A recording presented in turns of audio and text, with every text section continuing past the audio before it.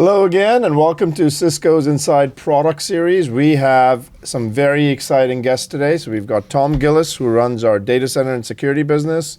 We've got Will Eatherton, who runs our engineering for the data center business. And then we've got Kevin Wollenweber, who runs all of our data center product management business, which is everything from hyperscaler to neo clouds to enterprise to service providers, and on and on. So welcome, gentlemen. Tom, I'm going to start with you. Thank you. What is happening in the industry as it pertains to AI and infrastructure? Give us the macro picture first. Yeah, sure. Everyone knows the power of AI. It's amazing. The nature of the applications are fundamentally different than applications that we've lived with for decades. And they're really, the way to think of it is they're parallel. So that means that an application doesn't have to fit in a box. And in fact, in both Kevin and Will's world, a lot of these high-end applications, we're dealing with a single AI application that can span more than just one box, more than just one rack, more than one row. Jeetu, these things run across a whole data center, That's right. And multiple data centers. Yep. So in this world, the network becomes the backplane of these applications. And it's kind of akin to what the PCI bus was in the world of a server in a box. Remember, Yep. the PCI bus is the guts of the system? So now all of a sudden the networks are playing that role. That puts very special requirements on the network, and I think that's one of the reasons why. No matter how good the GPU is, if it's not networked, dude, the network has got to be better, right? Yeah, and so that's why there's so much emphasis on the network. Now we tend to think of this in terms of what we call a front end network, which is the network that has lived in a data center for decades. But when a GPU is talking to another GPU, that's what we call a back end network. And I think both Kevin and Will provide perspective on back end network, front end network. How do we turn this to make it easy for customers to be able to deploy these AI applications and not get bogged down in some of this minutia? That's, I think, the Cisco advantage. So I'm going to go to Kevin first. Is walk us through architecturally what changes, and what specifically do we need to make sure that we're keeping in mind as this architecture shifts in this agentic world? Yeah. I mean, first of all, I think Tom laid it out really well, but a lot of what we build when we build out AI infrastructure are the same piece parts and components to what we've been building in traditional data centers. You have compute, and you have network, and you have storage, but now you have multiple networks, and you have different capacities and need to access storage. And so you can think of taking the components we had, adding a ton of complexity, and then having to have it all orchestrated and managed and operating like a single system. And so there's two main areas of investment. One, we have to really focus on the piece parts and the components, and I'll talk about that in a second. But then we also have to focus on orchestration and management and making it simple and easy to use, because you don't want customers focused on, how does this GPU talk to that GPU, and how do I optimize the fabric to make it communicate well? You want them to focus on running AI workloads and getting value out of it. Okay, so when you go into a customer, how should the customer be thinking? Because most customers are using hyperscalers for their AI workloads. And now what you're starting to see is these workloads, especially in inferencing, are getting pretty distributed. Some of them are getting local. You might have a desk side computer that's running agents. You might have your own enterprise data center that you're doing stuff. What is the playbook on what an enterprise should be doing to go out and keep the token costs low, the outputs high, and the complexity as low as possible so that they can actually drive this at the velocity they need? Yeah, well, it's kind of crazy. Although we've been talking about AI spend for what feels like decades, it's only been the last few years that we've seen this massive increase in spend. And most of that spend is with the hyperscalers, with the neo clouds, and with the model builders training the models themselves. So now we have these amazingly powerful models, and what's evolving is this world of inference. So people actually using the models. And when you say things like agentic workflows, it's really leveraging these models that have been trained on a certain set of functions and using them to perform tasks. And so that architecture actually looks fundamentally different. And yeah, we've been doing all the training in these massive data centers in cloud and in neo clouds, but a lot more of this for inference is going to move either on-prem in the customer. You talked about having little things on people's desktops to be able to run agents, and that makes the network even more critical in how they manage and how they operate these workflows. So Will, thinking about the back-end network and the front-end network, you are architecting these things for customers and for our own systems. And you're starting to also see that there's a lot of kind of semi-custom work that gets done in extremely large-scale data centers. Mm-hmm. Talk us through what your learnings are, and what should customers takeaway about Cisco as it pertains to the kind of things that you're doing, and why should they be Sure. as excited as you and I are? So first of all, just to hit that, we really are seeing 3 distinct customer engagements today. So hyperscale for AI, we've been engaged for multiple years now. And in that context, it's a very focused sort of high performance networking where we're going in with our Silicon One based systems, a range of our software, and we've been working together with those hyperscalers to really tune and get the highest performance across that. And that, again, has been several years. What we're seeing in the last 12 months is obviously more engagement both with NeoCloud class of customers as well as enterprises. And define NeoCloud. So NeoCloud would be folks who essentially their business is selling a narrow set of as a service, whether it's bare metal or it's more virtualized, and so they're a smaller sliver of what has been the IaaS cloud providers. And So companies like CoreWeave Yes. are examples of NeoCloud. Yes, and sometimes it's pretty coarse as far as like they carve up sets of servers that they will then lease or allocate for a year, and sometimes and a lot more. The higher values when they can be more flexible in how they allocate in that. So in all of these, one of the key things Kevin mentioned is the number of potential different networks can be daunting, and so you can have what's been our traditional front end really stems out of what's been a traditional data centering with a lot of feature and functionality, and how do you connect servers to servers, servers to internet, servers to storage. That's the front end. The back end is been InfiniBand in the early days. It's pretty clear in the last 12 months that is now Ethernet. Everyone, including NVIDIA, is pushing that. But we also have management networks, sometimes distinct storage networks. And so, having a strategy around how you're going to operate across these is a key aspect and something we engage with customers. Also, what we're now seeing is a new trend, which is as inference is becoming a bigger topic, and it's not as simple as the NVIDIA. They've had these reference architectures and superpods. If you've seen from GTC, that has been a repeatable pattern for the last couple of years. But now in the next 12 months, we're seeing more with the inference accelerators. That is complicating these architectures, and I think the key commonality is going to be Ethernet, is what we're seeing, connecting accelerators to GPUs. Also storage. So storage to accelerators, storage to GPUs is requiring higher bandwidth. So those front-end networks are requiring increased bandwidth is what we're seeing with customers. So, thinking about, planning these architectures, having flexibility, and the operational simplicity is a key topic. And I'd say that's common across both. Even though there's some differences, it's common across enterprises and NeoClouds. Jeetu, one of the things I think is interesting, you listen to these two guys talk, they spend a lot of time with these top of market customers that are doing like crazy things. And the learnings that we Cisco have from that experience, we're folding into products to make this stuff usable for the enterprise. Right. And isn't that like our opportunity? So actually, let's talk about that, Tom. Yeah. So take a step back and tell me why a customer would be interested in getting something from Cisco versus a competitor. Why are we different? What do we do that is a structural advantage in the market? Yeah. And how should a customer parse the value that we provide versus someone else provides? Yeah, these guys can probably articulate this better, but I think it comes down to really simply, customers don't want different little bits and pieces of network that have to be managed differently.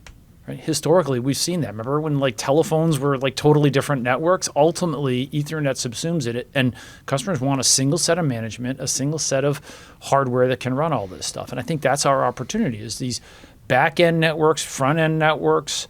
With the programmability of Silicon One, we can address all of these needs with your network. It's not a different diddly bob, and I think that's going to really, really matter in the near future. So I have an example from the last 6 months in that. So we were working with Quant at the beginning of this year in the Cisco Live Amsterdam time. Yep. One of the feedback we got was that InfiniBand, InfiniBand, again, very respected technology that everyone's clear now won't be the winner, but they did have a feature with this partition ID that allowed jobs to have distinct allocation from a tenancy, so you could have both separation of resources as well as some security benefits of that isolation.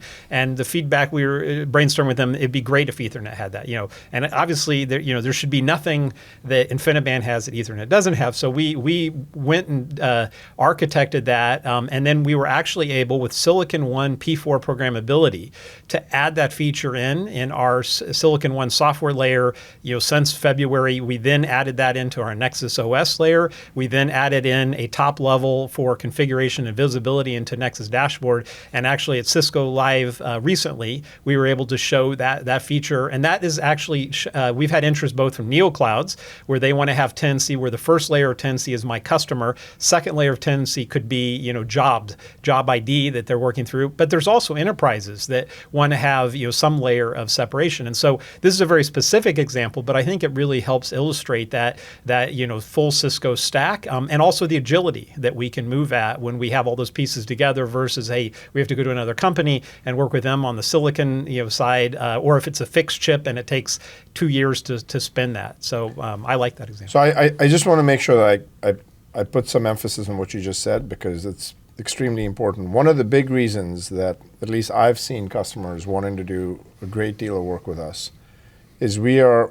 one of the only vertically integrated platforms that is a co-designed full stack. And what I mean by that is silicon and optics at the foundation, systems hardware, systems software, platforms for security and observability and data, applications that we build, models that we build, and then agents that are built on top of that. That whole thing as a co-designed full stack.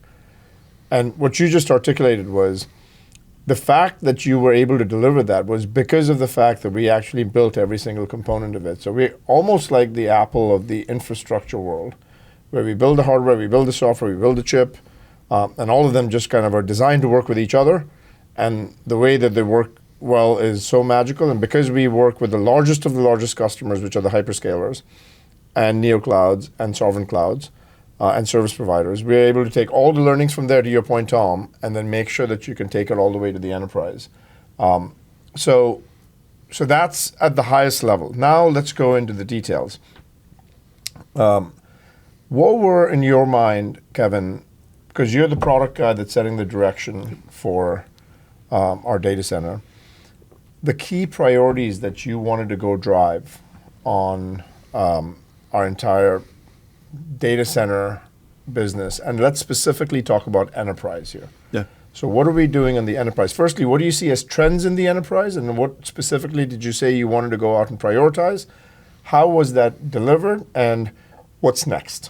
Yeah, I think since we're kind of started at the top and moving down, I want to talk about that orchestration and management function and the ability to get up and running fast. So if you think about the biggest concerns a lot of enterprises have around moving to more and more of these AI technologies and bringing them on-prem is, unfortunately, right now, they're still expensive. And so nobody wants to make a decision to bring a bunch of hardware and technology in and then have it sit idle and not be able to run it. And so I think there's some amazing innovation that we'll talk about in silicon itself and what we're doing there. But in general, what customers want to be able to do is bring the technologies to their premise, get them up and running, and actually be able to show a real ROI for running AI workloads. Right? They're not deploying infrastructure for the sake of deploying infrastructure. They're deploying it so that they can actually bring some of those workloads on-prem, deploy some of those inference and agentic workflows that we talked about, and do it at a cost structure that's much, much lower than what they're able to do today in cloud. And so we've been prioritizing partnerships with some of our large partners like NVIDIA that have access to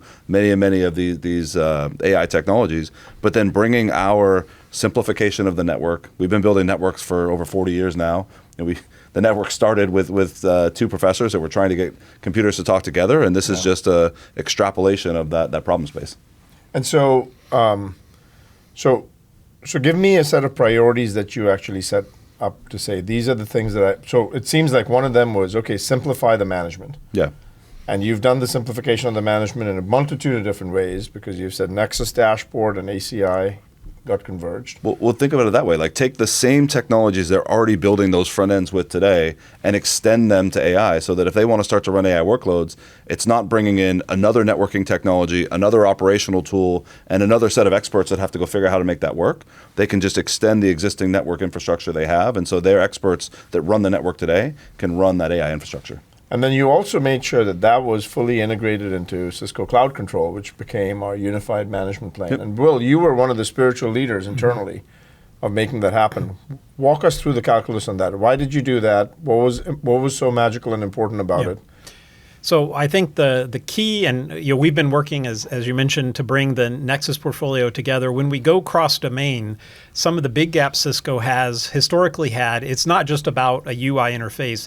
It is about things like I want automation to have a single gateway point. So being able to bring together that common API gateway and start to normalize the cross controller. And then the other part was a consistent way to provide an AI front end with new interface models with AI Canvas, and not having to build that separately into each product. And so with the Cisco Cloud Control architecture that we put together in the last year, the first pass easy-ish is to get the SaaS products to be able to then be more seamless with Cisco Cloud Control. The other piece that we've been working on, which engineering-wise has been more work, but is a big win, is when we also now start to have the on-prem controllers be able to be cloud tethered and still have that Cisco Cloud Control front end. And so things like Nexus dashboard being able to have, and many customers have more than one of these. They may have global deployments. We have customers that might have dozens and dozens of controllers. Being able to have that then pulled together and have everything from common inventory, topology, being able to put together the beginnings of a unified EVPN fabric that will work across our Catalyst area, our data center area in a cohesive fashion, building upon each of those sub-products. So these are some of the key aspects, and it definitely is the customer reception has been amazing, and so now we can working on our roadmap for the next 6 or 9 months to continue to fill out these features. So this was a very important contribution that you made, because you were one of the big kind of drivers of, hey, I need to have this BGP EVPN fabric that was like a data center and a campus branch network should just be able to get configured in one click. And we showed that demo. There was a live demo on stage at Cisco Live where they were able to do that. What is the benefit for the customer, and what's the ROI for the customer when that happens? Any one of you can talk about automation. Tom. You hit the nail on the head there. Like, customers just want to solve a problem. Yeah. I want to make sure that my telephones that are out in the But why branch is it office, important for my data center and my campus branch network to be I've got connected? telephones that are out in the branch, and I want those telephones to talk to the call manager. I do not want those telephones to be logging into the source code repository or the finance system. The network is the way to do that. You want to set up a segment that goes from the data center, from the application out to the telephones, and we make that super, super easy. Yeah. So a customer may not necessarily want to create a single fabric in the definition of a fabric, but to the point Tom's making, being able to have them connect through what we call border gateways, and then be able to have policy that extends from an application running in the data center to a laptop or an endpoint that's in the campus. That becomes, we stitch it together in a way that now is feasible, and we can do everything from better telemetry and reporting to better ways to insert policy on top of that. And so this is something that we've been asked from customers for a couple of years, and frankly, it's taken us too long. But now that we're here, we're going to move as quickly as possible in filling out that functionality. And go ahead. In a post-Mythos world, this kind of it's segmentation is what that is, right? This kind of segmentation is more foundational than ever, because we have to be working on the assumption that the attackers are in. There's just so many vulnerabilities. They're finding ways to get in. Let's make it hard for them to move around. Yeah. EVPN. And You're trying to prevent lateral movement. Correct. And there's no better way to do that than in the network and putting segments in place that are like almost like common sense. We make that easy to deploy. So if you were to, let's switch to Mythos, because Mythos is a pretty important phenomenon of what's happening right now. Yeah. And specifically in the data center, it gets to be, scary, superbly scary when something goes awry. So you've got Mythos. Mythos has identified a bunch of vulnerabilities. Your data center infrastructure might have some of those vulnerabilities. Yeah. How do we help customers? Yeah. Ouch. What should customers do? Yeah. So I'm going to argue, never miss a good crisis to drive change. So let's not sugarcoat it. Like, this Mythos thing is a crisis for our customers, because the way that we as an industry have been working is that we would create a data center design, prove that data design, harden it, and then you don't change it for like Leave it there as long as you possibly can. exactly, for like ever, right? So like, literally every couple of years, you're like, okay, I'm gonna have to update this thing only when you have to. And now in this post-Mythos world, it's not unreasonable. Constantly evolving. Exactly, right? Now, these concepts are not radical here. Like in the cloud, that's how it works. That's how Kubernetes apps works. Lots of little tiny changes instead of one big giant gut-wrenching change. So if we can all get there, I think we're all gonna be better off. But we have to adapt the way we've been thinking about managing infrastructure. And unfortunately, Cisco, we're on our toes here, not our heels, because we've been thinking about this for a while. How do we manage vulnerabilities in critical inline high performance systems like a switch, a router, a firewall? And so, one piece of the puzzle, and I want to point out, this is only one piece of the puzzle. We have this capability we call Live Protect. And so Live Protect, you can think of it as a finger in the dike. It's an emergency control that can be applied on a system. And the intent is that it is very, very targeted, very, very specific, and lightweight. So as customers get comfortable with these capabilities, you'll be able to put them on a system without a reboot for a system. And our design intention is we want to go there, you don't even need a change control window. Like these things are just going to automatically go in. But Will, I'm going to ask you this question. Mm-hmm. It's a kind of a fake question. Is Live Protect a patch? So no, it's not a patch. It is. He passed. Will's answering very seriously. Thank God. Not the patch. It is a control, compensating control, and it is something that at the next patch window, then you'll want to replace with a full patch. Okay. One thing I want to add to what you said, Tom, is things like Live Protect. I'm excited about as a technology that I think is going to. We are going to have the world has changed. Things will be different for the next several years, but in the short term, I do want to really convey that we have confidence in our core network OSs, iOS XE, iOS XR, and XOS. We've been doing a lot of hardening of these NOSes for several years. We've also been working to improve the agility, our ability to address. So, while we definitely are seeing a without getting any specific numbers, we are seeing step function. We're seeing a step function. I've been very happy across the engineering team to see the rate, and it does involve engineers working weekends and such, but the rate of working through those, and that we will be able to, really sort of this first wave in the upcoming, patch cycles, we do believe we'll be able to put out quite a bit to help address that and get ahead of, attackers in that standpoint. I actually think this is the first time that you actually have a real shot at adversaries not always having the advantage like they have in the past, because they have to be right once. Yeah. The defender has to be right every single time. Yeah. This is the first time that you'll see kind of a flip where I think I give a lot of credit to Anthropic on the fact that they did Project Glasswing. They gave companies time to go out and make sure that they got hardened. It's material. It's material, right? Yes. And what that'll do, if we can continue to keep going down this path, I think the defenders might actually have a very durable, sustained advantage over the adversary. Yeah. And who knows, maybe like this becomes a very different world, especially as you write code in memory-safe languages. I've actually, Will, this is something that you and I have talked about, but I was with CNBC recently, and one of the things that they asked me was, hey, so what is your vision of what AI is going to be able to do in the next couple of years? And I've basically told them that, hey, look, there's going to be no such thing as legacy code and a legacy company, because we will have eradicated all legacy code from Cisco within less than 24 months. And I think that's a very, very realistic goal to go out and get to. I love your optimism, and I do agree with you in the kind of medium term. In the near term, it's going to be rough sledding, right? Because this isn't a Cisco problem. This is a software problem. This is a software problem, yeah. And every customer is going to be inundated with every single vendor for every single device that has software. The thermostat in your conference room is like, needs an emergency update, right?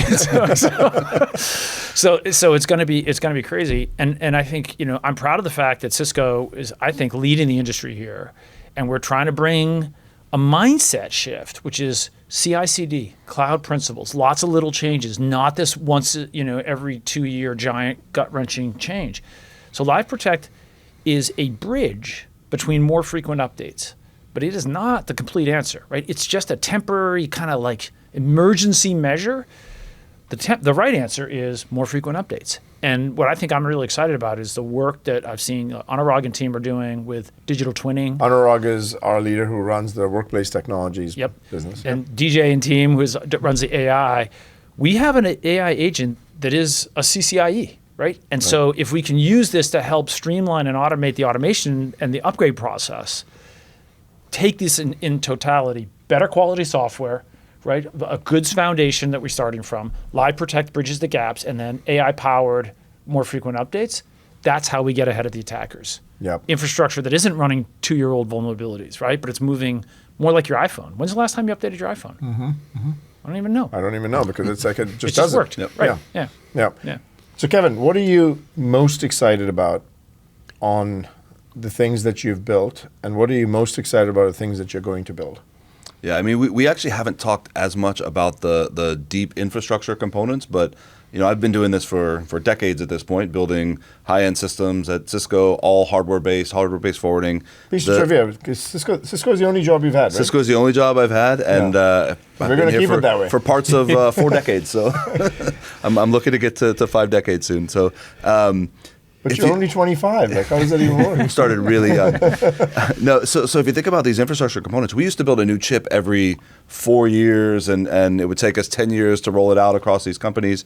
If I look at the pace of change that we're driving with AI, we're releasing new silicon every 18 months. We're building chips now that are denser than entire rooms full of systems that we had even 5 years ago. And so what excites me is the engineering innovation and the pace of change and the fact that we own all these different components. So we're not waiting for somebody to deliver us a piece of silicon, we're building it. We're not waiting for somebody to figure out how we connect these devices together, we build the optics. And by owning all these technologies, we have the ability to put them together in ways that people that are piece parting and buying from bins and trying to pull them together can't do.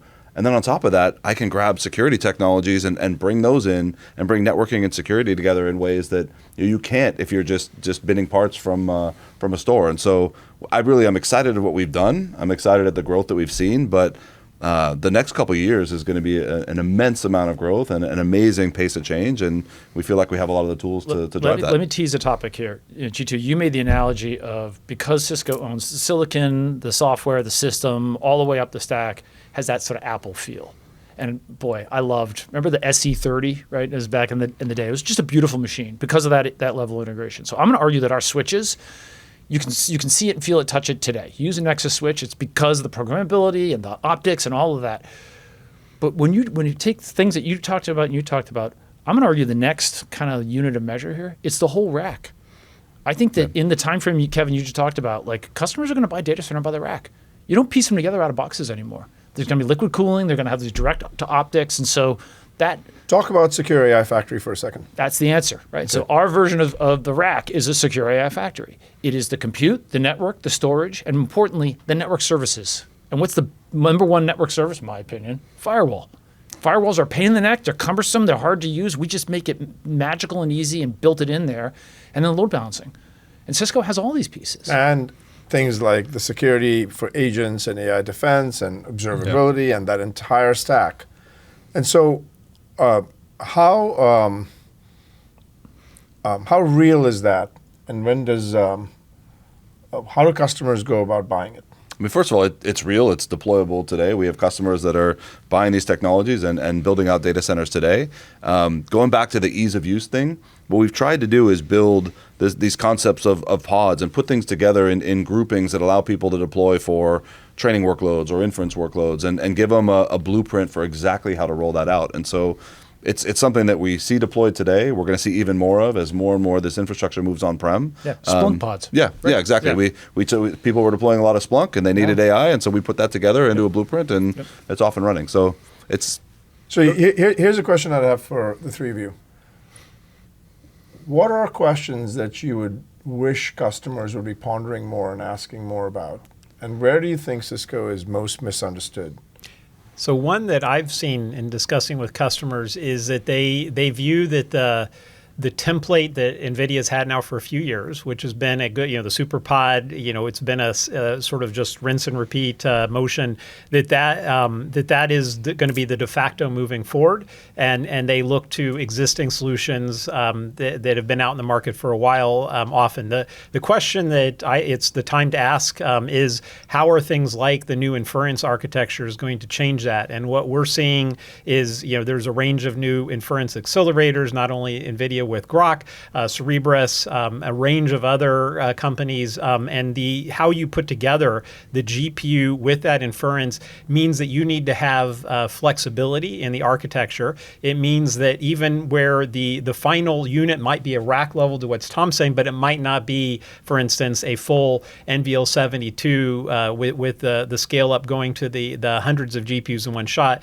Ethernet starts to play more of a role in that, potentially in the handoff between the accelerators and the GPUs. It's also playing a bigger role where storage is becoming a bigger topic. You have these very large contexts, and putting those into storage at high performance on that front end network we talked about earlier can be a big deal. So going in and thinking about how you have leverage, if you have Nexus or other architectures today, how can you leverage your network as you expand to these? How is this going to change? And maybe the pattern is not going to be as simple as this existing SuperPod just repeated for the next forward couple of years. Tom, what do you wish customers asked more about, and what do you think we're most misunderstood about? I love this question. I wish they would ask the question, where does security go? Because in the conventional thinking, security goes in a box, and that box lives at the edge of the network.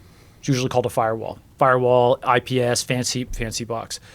In the Cisco model, when we're delivering an integrated solution and we're thinking holistically about the data center, you know where security goes? Everywhere. Everywhere. Yeah. It's just right? fused into the fabric. Fused into the fabric. And so examples of this is we have smart switches, which can allow each individual port to be a little tiny baby firewall. Super fast layer 4 firewall that can do really great segmentation. Another example, isovalent. We can see every single east-west transaction, every process that initiates a connection, every process that terminates the connection. That data exists today, but it's 1,000 times more than you could look at. But with the integration of isovalent into Splunk, all of a sudden we can see that without burning up some gigantic ingestion bill. And I believe that level of east-west inspection is going to allow us to run the infrastructure more efficiently, find problems more easily, but more importantly, find the bad guys, right? In that post-Mythos world where the bad guys are in, we have to identify lateral movement, and looking at the process level is the way to do it. So, and what do you think we're most misunderstood about as a company? People don't think we're a security company. We're the networking company. And I think what's exciting about this world is that we're taking security and we're transforming it by fusing it into the network. We're taking compute and we're transforming it. It's interesting because you cannot be a networking company if you're not a security company, except that we're the only one who is a secure networking company in the world. Everyone else actually doesn't have that kind of part of the stack. It's our clear advantage. Yeah. I don't know. For me, it's connectivity. Like the exciting thing about AI is, like Will described, the architectures are changing, and the network is becoming that critical component in gluing everything together. And we are the network company, and so it's an exciting time to be building networks and fusing security. And I'm having fun. Any questions that I didn't ask that you'd want our audience to make sure that you addressed? Well, I want to start with one. If you look at the vast majority of AI workloads today, where are they running? In the cloud.